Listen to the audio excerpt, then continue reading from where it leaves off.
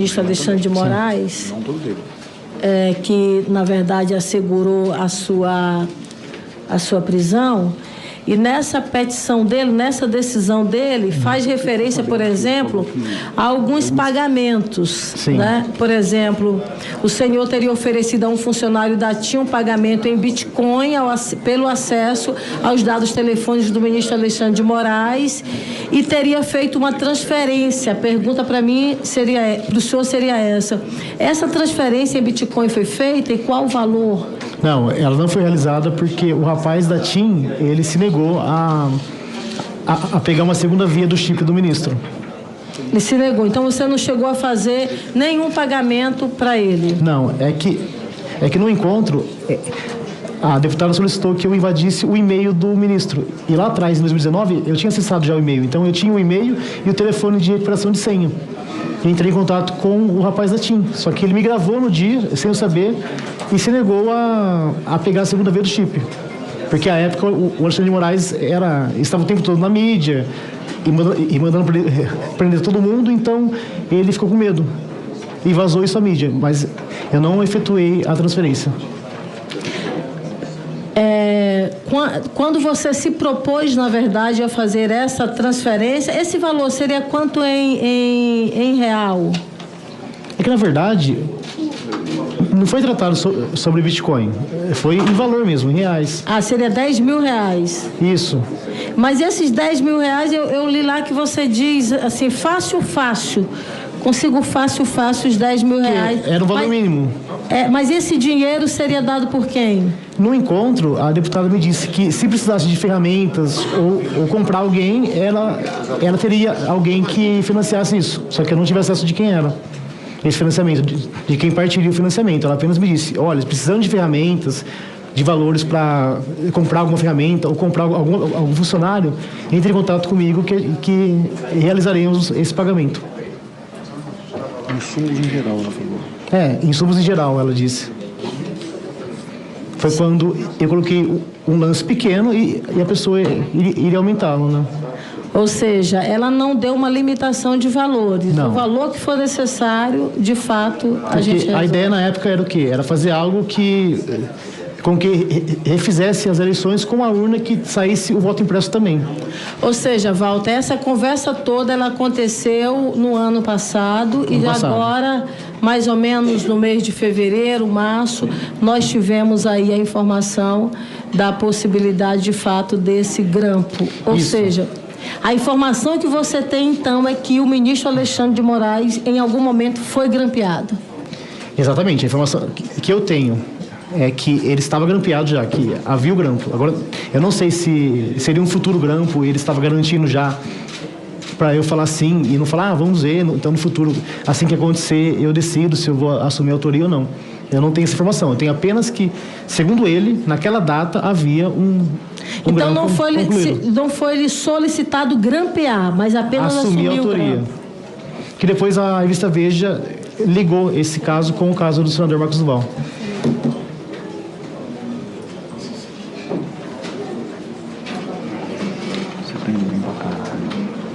Presidente, eu quero...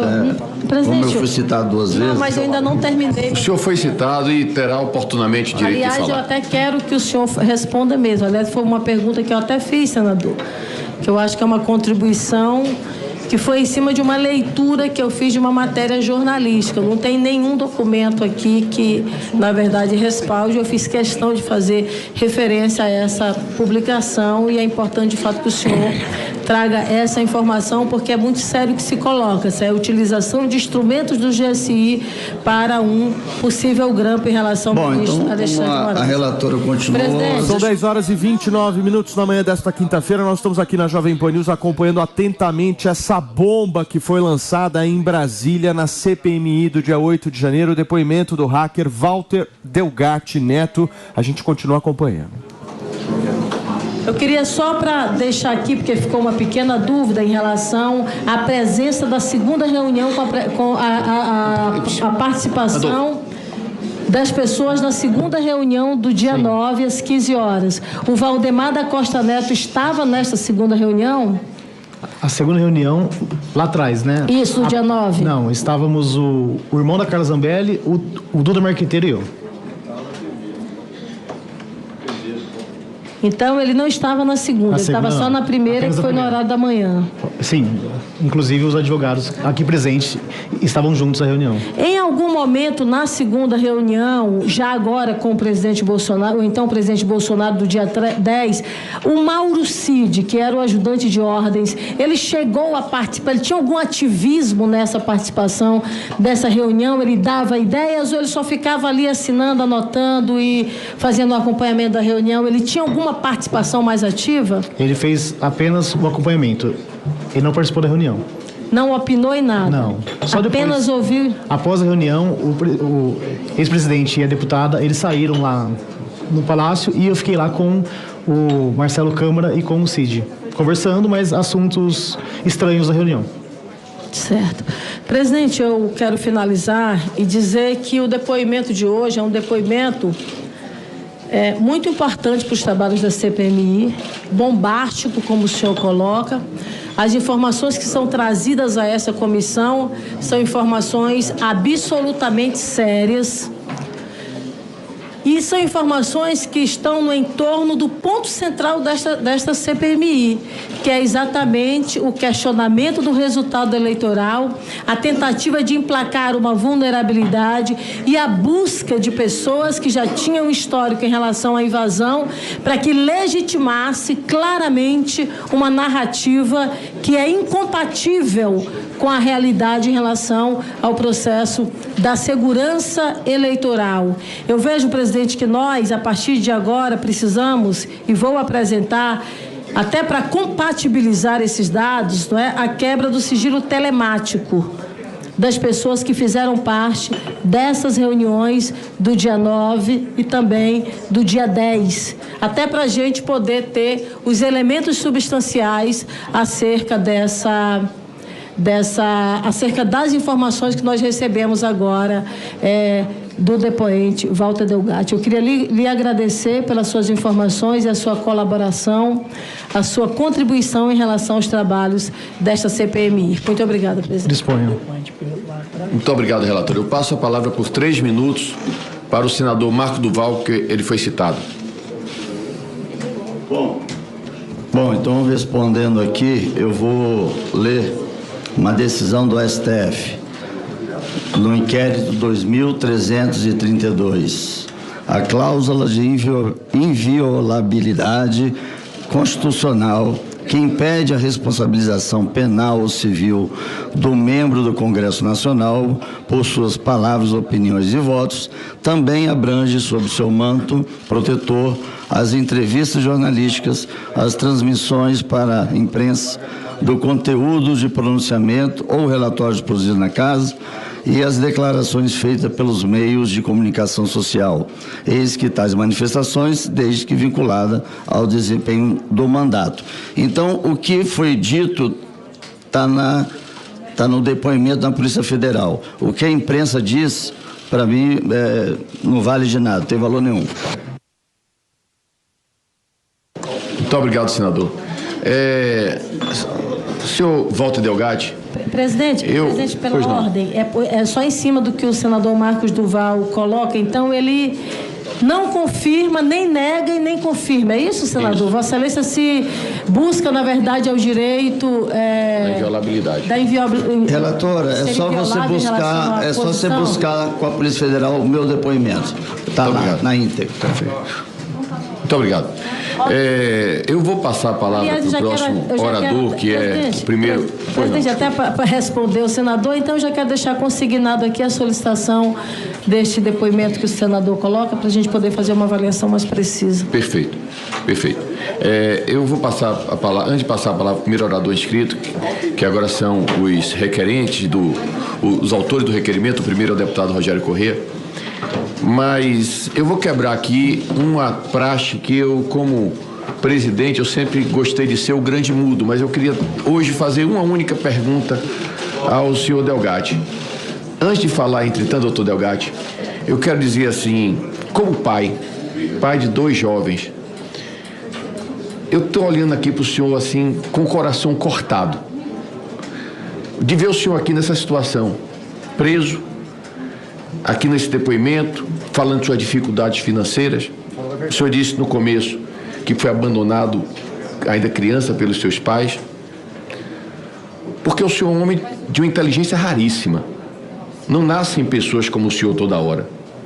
O senhor pode-se dizer que é um gênio, porque um homem que nunca estudou TI, que vai para o Ministério da Defesa, discute lá com profissionais altamente qualificados, que estudaram, que passaram em concurso para adquirir conhecimento, e o senhor vai lá quase que na condição de professor. Um homem como o senhor certamente era para estar na academia, era para estar no ITA, era para estar na universidade, era para estar em uma grande empresa brasileira, dando uma contribuição extraordinária para o Brasil. Extraordinária. É uma pena que a vida, às vezes, prejudique um talento natural como o do senhor. É uma pena. Eu realmente olho assim como pai, e a posição aqui do senhor corta o meu coração. Corta o meu coração. Assim, acho que qualquer pai que tivesse um filho com esse nível de inteligência teria muito orgulho do senhor. Eu teria, né? Pela sua inteligência. Pela sua inteligência. Agora, o senhor teve uma vida errante e que o trouxe a essa condição aqui que o senhor está passando. Eu queria só fazer uma pergunta, uma única pergunta, que eu, só para entender, porque eu, diferentemente do senhor, sou quase um analfabeto digital. Então, é só uma pergunta mesmo técnica. Essa questão dessa palavra código-fonte, para mim, é uma coisa que eu, pessoalmente, não faço ideia do que seja. Eu já ouvi falar isso algumas vezes, mas, para mim, eu não entendo o que é isso. Quando o senhor diz assim, o código-fonte, ele é feito pelos funcionários do TSE, é apenas um código-fonte que é colocado, e esse único código-fonte, ele vai para todas as urnas do Brasil, ou podem ser feitos mais de um código-fonte, colocar códigos-fonte, um determinado código-fonte em algumas urnas e outro em outras urnas? É só essa pergunta, porque é realmente uma curiosidade que eu tenho. Vamos lá, o código-fonte é o mesmo em todas as urnas. Assim que instalado, é solicitada a cidade, e ele, assim que é posto a cidade, ele apenas oferece os deputados de lá, os vereadores e prefeitos. E uma analogia simples aqui é que o código-fonte seria como a farinha, o ovo de um bolo, o leite, então, e o compilado seria o bolo pronto. E quem tem acesso aos ingredientes consegue inserir um veneno lá e esse bolo fica venenoso. Quem seria, como seria possível fazer isso? Em que momento? No momento em que é criado e editado e atualizado o código-fonte. No TSE ou quando chega nas cidades? No TSE, nas cidades não. Nas cidades não? Não. E no TSE, é possível fazer isso com algumas urnas e não com outras, por exemplo? Sim. Caso haja alguém com mais intenções, ele faz esse código em todas as urnas, só que o código funciona apenas em urnas específicas, porque é uma zona maior e que tem mais votos, e ele usa também de inteligência artificial, e ele pega o resultado da anterior e faz a margem de erro, mais ou menos naquela região. Então, não seria algo grosseiro, que seria, apenas nessa cidade vai ter 100% dos votos. Não. Ele faz algo que soe, que seja de verdade, não um algoritmo. Inclusive, o algoritmo é a inteligência artificial, porque ela tem essa inteligência de manipular o voto caso haja alguém mal intencionado no TSE. Eu entendi. Agora, o senhor não saberia nos responder, eu imagino, assim, como é o procedimento para operar este trabalho dentro do TSE? Se é uma pessoa sozinha, se são 20, se são 30, o senhor tem ideia de como seja? Eles dizem que são 5 pessoas, mas eu descobri que até 2018, 2019 era apenas uma pessoa, que é... Eu posso falar o nome aqui da pessoa? Pode. Giuseppe Dutra Genino. E em 98 ele já havia feito um curso de algoritmos. Em 98 ninguém sabia o que era isso aqui no Brasil. Ele fez um curso na França. Eu levantei isso, que ele fez esse curso na França de algoritmos. Então, eu achei estranho eles darem tanto poder a apenas a uma pessoa, porque outra pessoa no lugar dele, ou até ele, tem o poder de decidir o resultado de uma eleição. Ele vota por 200 milhões de habitantes, caso ele tenha essa má intenção. Eu entendi. Mas hoje, isso não é mais feito por uma pessoa só. Hoje não.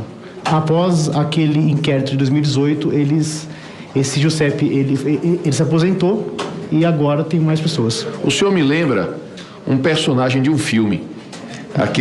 Um filme que é Prenda-me se for capaz, que é uma história real de um sujeito que era um falsário e acaba se transformando em agente da CIA, que foi no cinema interpretado pelo Leonardo DiCaprio, né? O senhor me lembra essa pessoa aí que no fim ele ajuda os Estados Unidos, ajuda o governo americano a se defender. Eu espero que o senhor compense o que errou até agora, que errar é humano, ajudando o Brasil. E dentro dessa linha eu queria lhe perguntar uma coisa para encerrar aqui minha fala. Como uma pessoa que entende disso tão profundamente como o senhor, está claro que o senhor entende muito disso, qual sugestão o senhor daria na confecção do código-fonte para futuras eleições? Não que eu ache que houve nenhuma fraude, eu quero deixar muito claro aqui que eu me incluo entre aqueles que acreditam na lisura das eleições, mas qual conselho o senhor daria para reforçar a segurança? É apenas um conselho técnico. Fala técnica. Isso. Eu vislumbro ali que a única saída seria a urna imprimir o voto.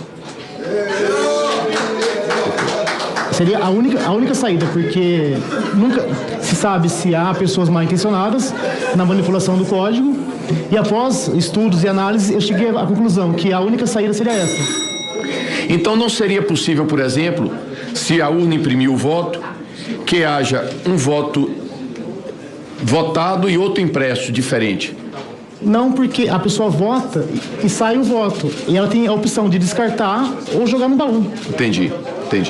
Perfeitamente. Muito obrigado. Presidente, só uma pergunta que é em cima do que o senhor está colocando. Quando a gente fala, por exemplo, do código-fonte, né, que você fez, Walter, algumas colocações sobre o código-fonte. Esse código-fonte, ele é exatamente aquele que é apresentado pelo TSE de uma forma pública, em uma determinada solenidade, e ele é lacrado em frente de todos ali, impedindo qualquer tipo de alteração depois. É exatamente disso que você está falando?